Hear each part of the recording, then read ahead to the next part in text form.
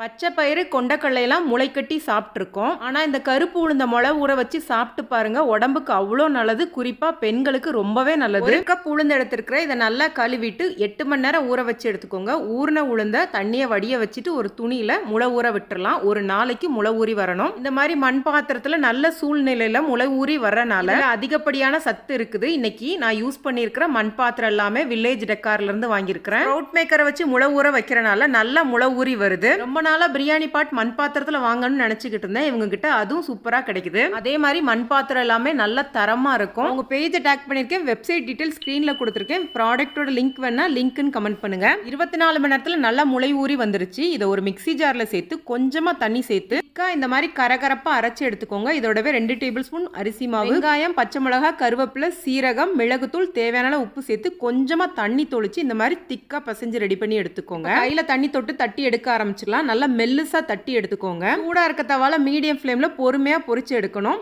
நல்லா தாராளமா எண்ணெய் சேர்த்துக்கோங்க. இந்த பக்கம் நல்லா பொறுமையா உளுந்த வேக வச்சு எடுத்துக்கோங்க. அப்பதான் நல்லா உளுந்து மணமா இருக்கும். இல்லட்டா உளுந்தோட பச்சை வாசனை வரும். இதை கண்டிப்பா பொறுமையா வேக வச்சு எடுக்கணும். அதை மட்டும் நோட் பண்ணிக்கோங்க. இதோட எள்ளு சட்னியும் தேங்காய் சட்னியும் ரொம்ப நல்லா இருக்கும். ட்ரை பண்ணி பார்த்துட்டு கமெண்ட் பண்ணுங்க. வீடியோ பிடிச்சிருந்தா லைக் பண்ணுங்க. நன்றி, வணக்கம்.